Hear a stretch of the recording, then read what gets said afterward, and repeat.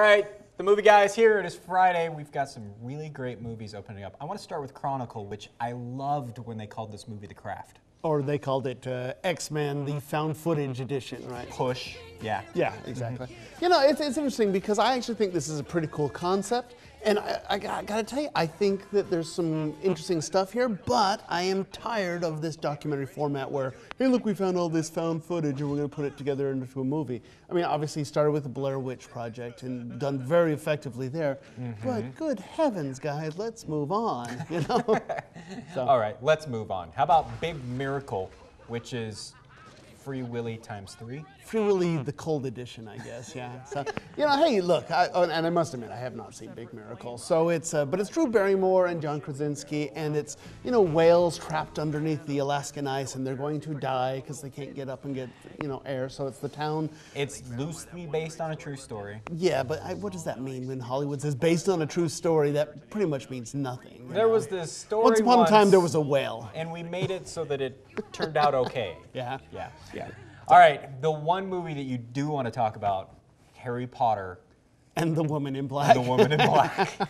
And that is funny because, you know, he's a tiny person.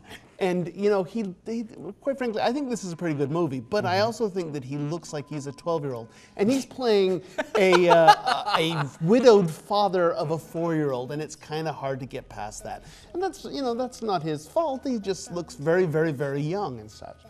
But I will tell you, I think this is a good old-fashioned haunted house movie. Okay. It's from Hammer, you know, Hammer Studios that made like the Quatermass Experiment and all those Draculas back in the 50s and 60s. I mean, they were big in England back then, and they sort of fell out of, you know, they haven't done anything for years, and it's kind of nice to see them back. It's an old-fashioned feel to it.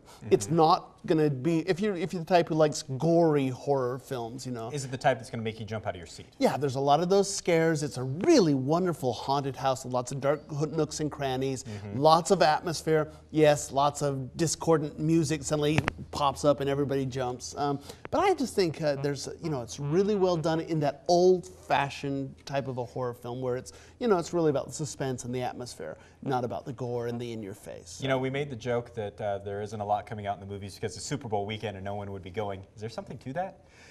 You know, there's always counter-programming, and generally there's something for the ladies. That's the one that usually does well, but I'll be honest with you, I don't think there is one this year, so. All right, well, Stephanie's gonna go see a movie instead of watch the game. Yeah, but she needs to wait a week and then we'll have Valentine's Day stuff to talk about. Really? Okay, thanks, Sean. You can always reach Sean on the Idaho Press Tribune every week for all of this fun movie madness. Yeah. And you'll be back next Friday. Yeah.